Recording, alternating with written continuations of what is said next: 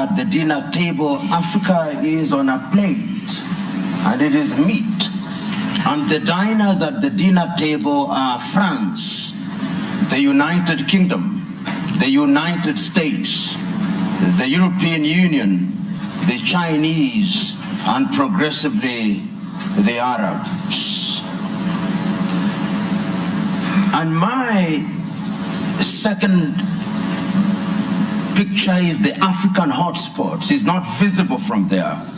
But if you look at Africa today and you make a clean sweep with your mind, there are different conflicts of different intensity in Somalia, in northern Mauritania, in northern Mali, in Central African Republic, Democratic Republic of Congo, Guinea-Bissau, in the Cameroons, in South Sudan, and one can go on and on. And there is a sense in which Africa has always been alive to the question of interference. I will refer this audience, particularly those who are starting, to take time and read the 32 odd speeches that were made in the month of May 1963 by the then heads of states and government of independent African states, the 32 of them. And there are two speeches that I want to isolate for this presentation. One was by David Dacko of Central African Republic. And in thanking Emperor Haile Selassie and Kwame Nkrumah on that day, he said that we must never forget that the colonial power has not left us. We must recognize that he did not go willingly. And if we don't check them, they'll come back again. And what would little Central African Republic do against them? Today, he is right. Today, if we remember the activities of France and how they have propped up the regime of Jean Bedel Bokassa, he was right. Today, as the Honorable Minister has indicated, Africa remains the only continent in the world that is referred to in these terms, Anglophone, to mean that we are a sphere of our erstwhile colonizers. About 2 weeks ago, there was a meeting of the Commonwealth in London, England. And a friend of mine who is an Anglophile sent me the photographs very gleefully, saying this is a meeting of 53 equal states. I told him, no. If it was so, why is it that the leadership of the Commonwealth is hereditary rather than rotational? In other words, in the minds of the British, her former colonies are still under her tutelage. And I want to submit to us that in the minds of what I'll call the conceptual West, they think they have a divine duty to instruct Africans what to do. And in the minds of many African leaders, they think that they have a divine duty to accept what they are told.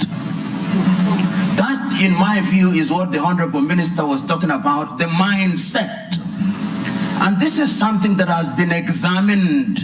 We have seen France and its very pernicious presence in Africa. We know what they did in Burkina Faso against Thomas Sankara. We know what they did in Mali or the Sudan against Modibo Keita or against Sékou Touré in Guinea. Pernicious to the core. The Portuguese, we know what battles had to be fought in that area. And let me put this very bluntly.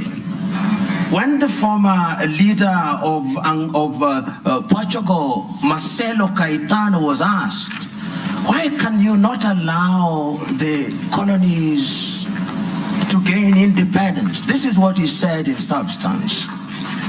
As I have examined world history over the years, the following have emerged.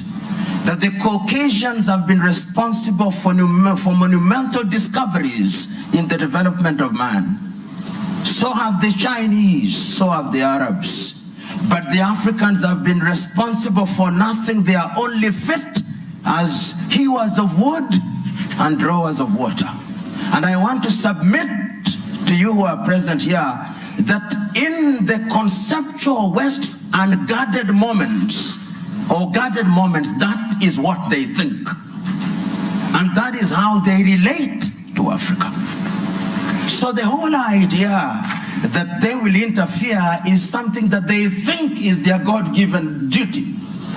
I said there were two speeches in 1963 that I wanted to refer to. I referred to David Dako. The second one was the speech by Kwame Nkrumah. And Kwame provided the solution. He did not complain about colonialism. He said, we must live here with one army, with one command. We must live here with one currency. We must live here with one currency, one country. I do not know where its capital will be, but I suggest Leopoldville or Bangui. Other leaders may have their thoughts.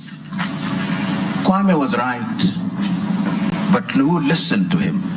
Several years down the line, and I've said it in my paper, there were coup d'etats which were engineered, there were mutinies which were engineered, and other forms of destabilization. And I want to believe that the person who actually said it very well in the 1980s was the former American President Ronald Reagan. He said, the United States of America does what is in her best interest. And I agree with him. Does Africa do what is in her best interest? Do African leaders do what is in the best interest of Africa? Interference will be there in very blatant and brazen ways and in subtle ways. I've always asked, until very recently, how many African countries manufactured bullets? Very few. Until very recently, how many African countries, in fact, how many African countries manufacture jet fighters? How many African countries are involved in the arms industry? Some of the leading conceptual West countries which pontificate to us about prizes, peace prizes, are the leading manufacturers of landmines. And if you look at their foreign exchange earners, it is the military and security items. So they say with their mouths, what do they not believe in their hearts? In Kiswahili we say, vita vya panzi furaha ya kunguru. That when the locusts are fighting, it is the joy of the hawk. Because when they kill each other, they get the food easily, dead. It is in the best interest, I dare submit, without fear of contradiction, that the elite in the conceptual West does not want Africa to stabilize, despite their assertion to the contrary. And you see it in every country because conflict is a major industry. Today, you look at South Sudan and the many peace conferences that are being held, but if you ask who supplies the arms, who provides safe havens, it is the conceptual West. And when I use the term conceptual West, I'm saying that it extends to countries which are geographically not in the West, like Australia or Canada. So I'm submitting in answer to your question, Joel, that interference is there, and it is part, to use this old cliche, of the neo-colonial project. The neo-colonial project requires that Africa must remain within the sphere of influence of these states. Today, if you look at the United Kingdom, which has left Europe, one would have thought that those are their cousins and that they should sit in comfort with them. You will now see their involvement being de-emphasized in Europe and their interest and appetite growing towards the Commonwealth. Because in the Commonwealth, they are the major domos. They'll tell us what to do. In Europe, they have to grapple with the Germans and the French, and they don't like it. That is the unspoken bit of it. The French also are in Europe, but the Germans are too strong. and they don't like it. So they want to hold Côte d'Ivoire, Gabon, and tell them what to do. I do not know how many of you saw the press conference that was attended by President Macron of France and Nana Addo of Ghana. And when Nana Addo spoke as an African should, you could see the body language of the French president. How dare this man speak this way? In other words, I'm saying that interference is the mother's milk of European economies. But to answer your second question, they have their own recruits who Professor Philip Nying'oro will be speaking here. To use the old vocabulary of those days, they have the people you call their comprador bourgeoisie. You must remember. The comprador bourgeoisie are Africans with black faces, but essentially they are doing the bidding of these powers. They are the ones you'll find them in different spheres, and they will be present. They are in your cabinet, but they are actually representatives of the foreign intelligence agencies of those countries. We know this. If you look at the declassified papers from the United States, we now know that some of leading cabinet ministers in many African countries were working for the CIA or some Western agencies. So you are sitting in cabinet, and in these days of the mobile phone, they are possibly texting their masters in Europe and America. So interference is also exacerbated by these comprador bourgeois for their own benefits. And it has never changed, Honorable Minister. In the early days of slavery, they gave some of the chiefs mirrors and alcohol. Today, what they give them are flats in Paris or in Dubai. And that is what makes them undermine Africa. The third mode of interference is through institutions.